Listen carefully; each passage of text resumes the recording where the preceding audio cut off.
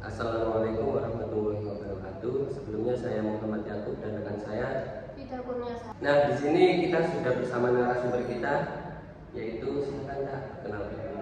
Perkenalkan, nama saya Tari Salistin, mahasiswa program studi komunikasi dan penyiaran Islam UIN Salatiga semester 4. Nah, baik, langsung saja ya Kak, langsung masuk ke beberapa pertanyaan. Tadi silakan dijawab menurut Mbak Tarisa. Nah, kita kan di sini membahas terkait efek media dan efek realitas media terhadap interaksi sosial masyarakat. Nah, kalau menurut Mbak Tarisa nih, apa sih ketertarikan Anda terhadap media? Kalau ketertarikan saya terhadap media itu ya karena perkembangan teknologi yang sekarang sudah semakin pesat dan rata-rata semua orang sudah bersangkutan dengan media. Jadi tentunya kita mau nggak mau juga ikut bergabung dalam penggunaan media.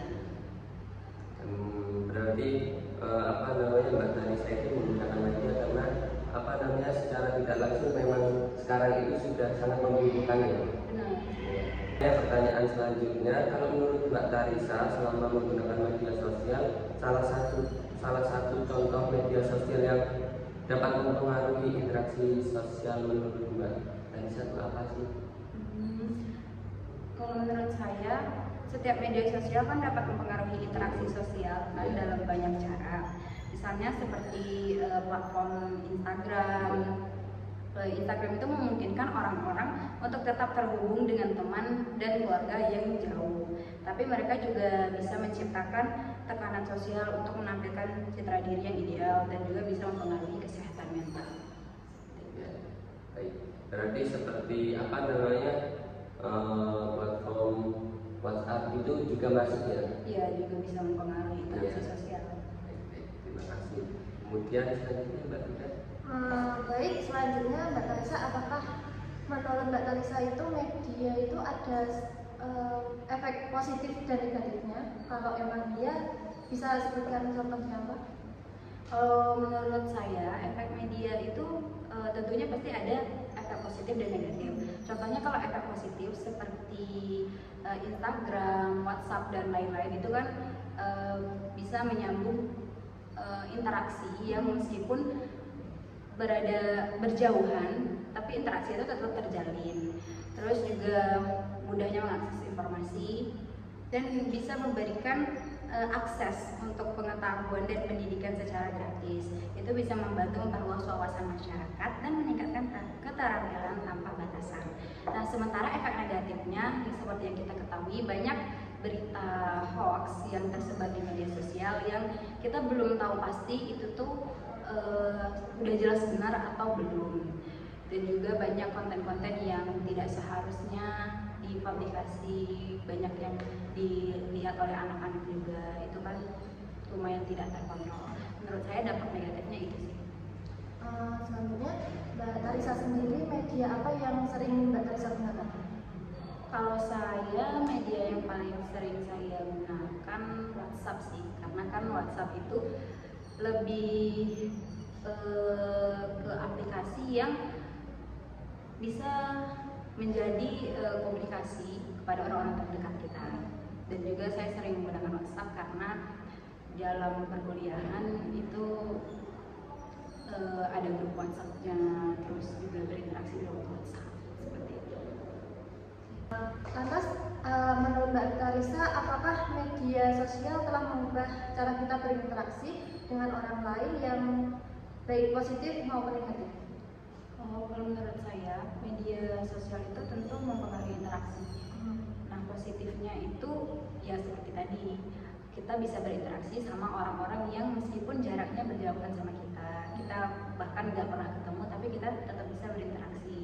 Negatifnya itu bisa membuat renggang hubungan yang dekat. Hubungan dekat itu menjadi jauh. Contohnya seperti sebelum ada media sosial, kita kan kalau ingin berinteraksi harus bertemu dulu, bertatap muka dulu, ke rumah-rumah saudara kita. Tapi kan karena sudah ada perkembangan teknologi, salah satunya media, jadi kita merasa enggan untuk datang langsung ke rumah saudara kita, ke rumah teman-teman kita untuk bertatap muka karena udah ada media sosial. Jadi kayak kita pikir udah nggak perlu lagi komunikasi langsung.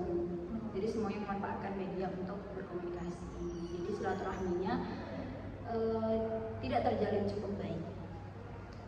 Terus ada nggak apa namanya saran Mbak buat anak-anak yang sekarang itu udah sering main media sosial dan nggak interaksi sosial sama teman-teman lainnya? Kalau menurut saya sih, kalau misalnya anak-anak yang main media sosial itu kan karena pengaruh dari teman-temannya juga, dan juga yang pasti itu dari faktor internal kan, dari rumah orang tuanya. Jadi kalau misalnya dari orang tuanya sendiri tidak mengarang anaknya, bahkan memfasilitasi anaknya seperti membelikan gadget, nah itu juga tidak bagus ya, apalagi anaknya masih di bawah umur. Karena kan pengaruh media sosial ini kan nggak cuma ada dampak positifnya aja, tapi ada dampak negatifnya, seperti kayak berita-berita yang belum jelas kebenarannya, terus konten-konten yang tidak selayak dipublikasi dan tidak pantas untuk dilihat oleh anak-anak. Jadi menurut saya peran orang tua itu sangat penting supaya anak-anak bisa lebih meminimalisir bagaimana peran media itu mempengaruhi masa anak-anak mereka. Apakah benar? Kalau selanjutnya nih Mbak Tarisa, karena sekarang kan perkembangan media sosial sendiri kan sudah sangat pesat gitu kan. Jadi kita dalam kehidupan sehari-hari mungkin tidak bisa lepas dari media sosial gitu kan. Nah, kalau yang dirasakan Mbak Tarisa nih sekarang, Mbak Tarisa merasa ketergantungan nggak sih sama media sosial dalam menjalani kehidupan sehari-hari? Kalau saya ya, kalau ketergantungan banget sih enggak, tapi kalau misalnya sehari enggak buka media sosial atau enggak berinteraksi di media sosial, itu pasti rasanya kayak ada yang kurang gitu. Karena kita udah terbiasa kan setiap hari kita berinteraksi di media sosial, kita buka media sosial. Jadi makin kesini kalau misalnya enggak buka sehari itu ada yang aneh gitu rasanya. Oh ya Mbak Tarisa, bagaimana menurut Mbak Tarisa upaya untuk mengurangi dampak negatif dari media sosial sendiri?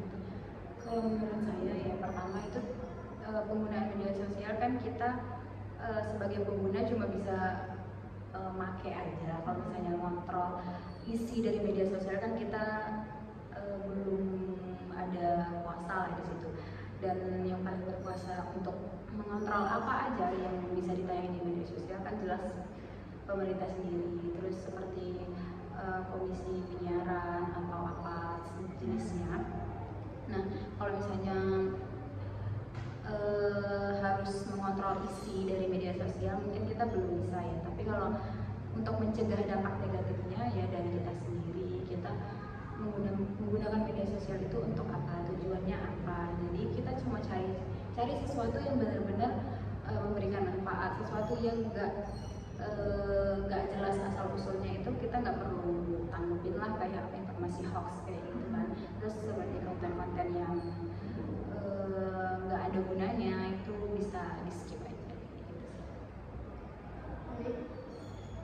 Mungkin itu yang dapat kami sampaikan. Sebelumnya terima kasih atas waktunya Mbak Tarisa. Iya, sama-sama. Semangat terus kuliahnya. Iya, semangat juga ya Mas.